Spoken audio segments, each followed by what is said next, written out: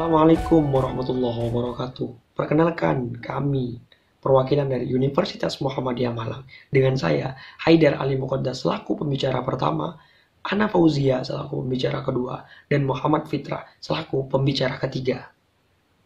Mosi perdebatan kita kali ini ialah pelaksanaan Pilkada 2020 di era new normal. Adapun latar belakang lahirnya mosi perdebatan kali ini ialah dikarenakan oleh perkembangan penyebaran wabah pandemi secara signifikan dan terus meningkat. Tak terkecuali negara Indonesia menjadi negara yang terdampak akibat wabah pandemi ini. Dengan mengingat bahaya wabah pandemi tersebut, melalui mandat yang tertuang dalam pasal 12 UUD RI, Presiden Republik Indonesia menerbitkan Kepres RI nomor 11 tahun 2020 tentang penetapan kedaruratan kesehatan. Dewan Juri yang terhormat, jika melihat secara masif dan lebih komprehensif, akibat dari wabah pandemi ini tidak hanya berdampak terhadap salah satu sektor saja, tetapi wabah pandemi ini berdampak terhadap banyak lini sektor, termasuk sektor ketatanegaraan. Dalam hal ini, yang sangat menjadi sorotan adalah ketika pandemi datang pada saat musim politik, yaitu agenda pemilihan kepala daerah tahun 2020. Dewan Juri yang terhormat, adapun urgensi kami menolak mosi perdebatan kali ini ialah bahwa pelaksanaan Pilkada 2020 akan pasti melahirkan klaster baru penyebaran COVID-19. Maka daripada itu, Dewan Juri yang terhormat, secara filosofi, kehadiran suatu negara adalah memiliki peran yang sangat signifikan terhadap dalam rangka perlindungan terhadap kedaulatan rakyat dan negara. Hal itu semakin dikuatkan oleh konstitusi kita, yakni Undang-Undang Dasar 1945, tepatnya pada pasal 1 ayat 2, yang berbunyi, kedaulatan berada di tangan rakyat dan dijalankan menurut Undang-Undang Dasar. Pun juga Dewan Juri yang terhormat disebutkan oleh Jean Bodin dalam bukunya yang berjudul De la Republique, bahwa kedaulatan merupakan kekuasaan tertinggi yang bersifat absolut. Mengapa Dewan Juri yang terhormat? Karena kebijakan suatu negara dan kebijakan suatu pemerintah semata-mata hanya diperuntukkan kepada kedaulatan rakyat. Maka Dewan Juri yang terhormat, keputusan kami dalam hal menolak mosi perdebatan kali ini bukanlah sesuatu yang mengada-ngada. Akan tetapi Dewan Juri yang terhormat, kami menolak mosi perdebatan kali melalui pertimbangan-pertimbangan, yakni menyelamatkan kesehatan masyarakat. Dewan Juri yang terhormat, hak kesehatan masyarakat atau hak kesehatan manusia itu sendiri adalah bagian dari hak untuk hidup manusia atau hak untuk hidup warga negara. Sedangkan hak untuk hidup manusia dan hak untuk hidup warga negara itu sendiri adalah hak yang sangat fundamental, bagian yang sangat fundamental dari hak asasi manusia itu sendiri. Dan itu selaras dengan pasal 28I ayat 4 UUD RI 1945. Maka berangkat dari permasalahan itu, Dewan Juri yang terhormat, maka kami secara tegas mengatakan bahwa kami menolak mosi perdebatan pada kali ini. Sekian dan terima kasih. Assalamualaikum warahmatullahi wabarakatuh. Pemerintah sebagai entitas tertinggi memiliki kewajiban untuk memberikan perlindungan terhadap hak-hak warga negaranya tanpa terkecuali. Hal ini sejatinya telah termaktub dalam Konstitusi Bangsa Indonesia yang kemudian oleh Hans Nowinski disebut sebagai States Fundamental Norm yang termaktub dalam pasal 28I ayat 4 Undang-Undang Dasar Negara Republik Indonesia tahun 1945 yang berbunyi perlindungan, pemajuan, dan penegakan hak asasi manusia adalah tanggung jawab negara, terutama pemerintah. J.K. Fleming dalam teori pertanggungjawaban negara pun juga menyatakan bahwa negara memiliki fungsi untuk memberikan perlindungan terhadap hak-hak warga negara dan juga memelihara keamanan dan ketertiban dari negara itu sendiri. Berangkat dari pernyataan tersebut, jelas kita dapat melihat bahwa segala kebijakan pemerintah wajib untuk benar-benar dapat menjamin perlindungan hak-hak warga negara, tanpa terkecuali, termasuk di dalamnya yakni hak-hak kesehatan.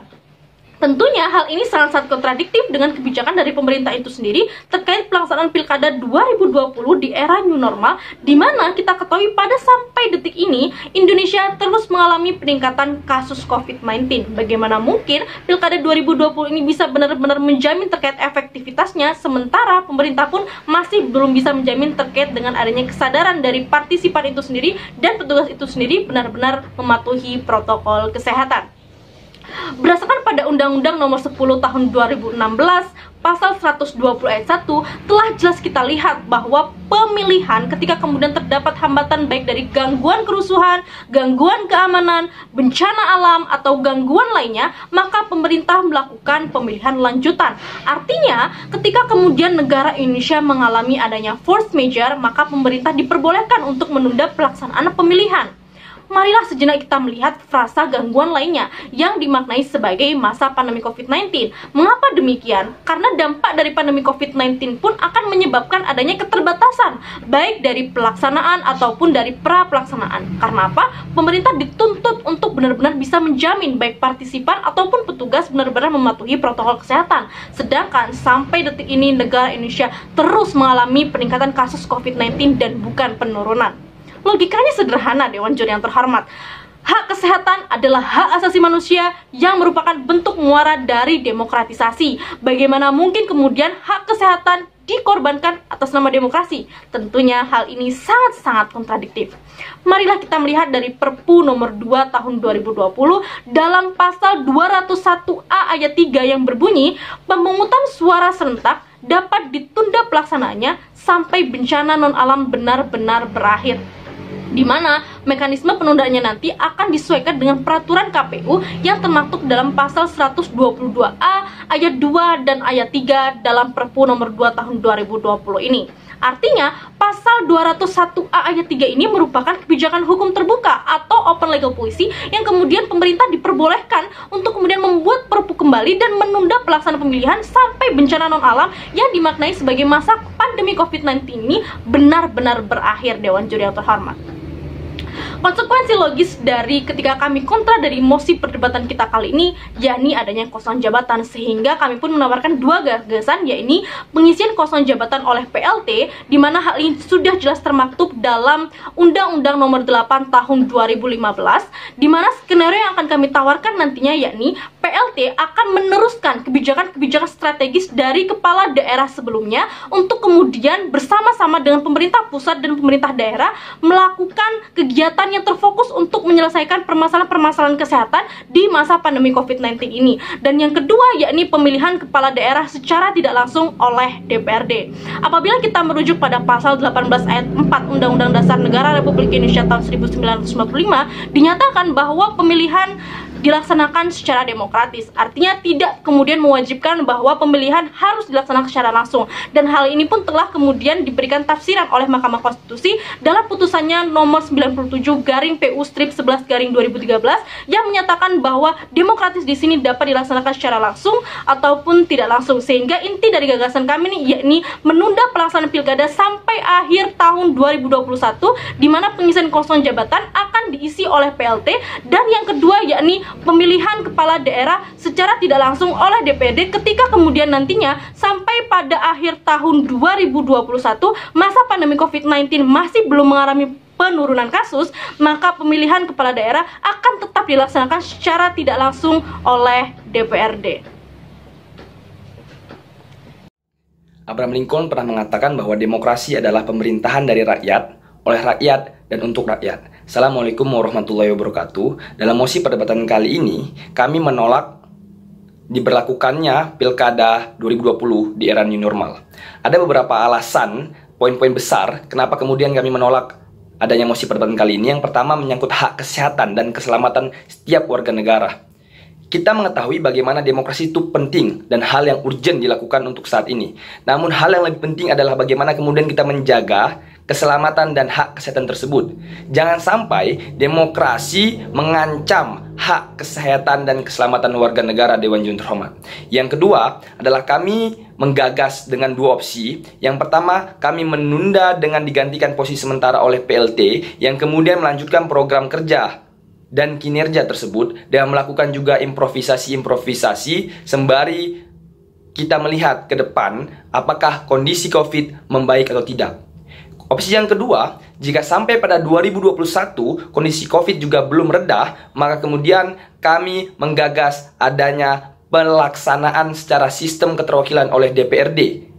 Hal ini kami mengacu pada Undang-Undang Nomor 1 Tahun 1957, Undang-Undang Nomor 18 Tahun 1965, dan kemudian Undang-Undang Nomor 22 Tahun 1999. Opsi kedua ini kami pilih untuk bagaimana kemudian kami tetap mempressure dan menjaga hak kesehatan dan keselamatan warga negara. Karena sekali lagi, bagaimana kemudian demokrasi dapat ditegakkan, namun kita dapat tetap menjaga adanya hak keselamatan dan kesehatan setiap warga negara adalah hal yang paling penting. Selanjutnya, poin yang ketiga adalah tingginya money politik yang ada di Indonesia, di mana di era normal saja money politik di negeri ini mencapai 19,4% hingga 33,1%, yakni tertinggi ketiga di dunia berdasarkan data dari EIU, Economist Intelligence Unit. Di mana hal ini tambah juga dengan kondisi masyarakat yang harus dan sedang mengalami PSBB, sehingga secara mikro maupun masing-masing individu mengalami darurat ekonomi, yang jika ditawarkan secara langsung money politik oleh masing-masing calon kepala daerah akan lebih tergiur, dan hal ini akan membuat potensi money politik begitu besar dan kemudian akan terpilihnya pemimpin yang tidak berkapasitas karena hanya mengandalkan modal dan mahar dengan genjotan yang begitu besar. Ya, kami pun mengamini jika di skenario kami di tim kontra tetap akan ada potensi money politik tersebut. Namun Dewan Juri yang terhormat, potensi money politiknya dapat kami pressure dan kami batasi. Karena apa? Karena jika opsi pertama kami lakukan, maka kondisi sudah normal kembali, baik di aspek kesehatan maupun kemudian pada aspek ekonomi. Dan jika opsi kedua yang kami lakukan, maka kami dapat lebih mempressure dan membatasi bagaimana kemudian institusi-institusi ataupun lembaga-lembaga yang hanya melakukan sistem keterwakilan ini lebih jelas dan dapat lebih dimonitoring.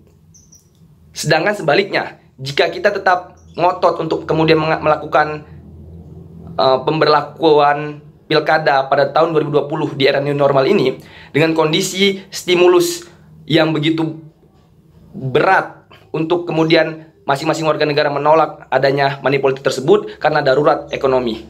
Selanjutnya, Dewan Juri terhormat, poin besar yang keempat adalah terkait biaya yang jauh lebih tinggi. Sedikit kita mengacu pada Korea Selatan yang kemudian menganggarkan sebesar 341 juta US dollar dengan jumlah pemilih kurang lebih 43 juta yang tersebar di 14.330 TPS. Menurut Indef juga, Institute for Development of Economics and Finance, bahwa anggaran yang dibutuhkan di Indonesia jauh lebih besar, bahwa sebesar 9,9 triliun untuk anggaran pelaksanaan ditambah dengan 4,7 triliun untuk anggaran plus terhadap protokol kesehatan yang dengan total mencapai 14,6 triliun. Hal ini juga akan memperparah situasi secara makro di mana negara bahkan global juga saat ini sedang menghadapi masa-masa resesi. Oleh sebab itu, Dewan Juri terhormat, menyangkut dengan mosi perdebatan kali ini, kita tidak bisa hanya melihat bagaimana prakondisi dan saat pemberlakuan pelaksanaan pilkada itu saja. Namun kita jauh harus lebih menelaah ke depan bagaimana aspek ekonomi, aspek politik, dan kemudian juga aspek kesehatan yang akan menjadi urgensi mengapa kemudian mosi perdebatan kali ini dapat kami tolak.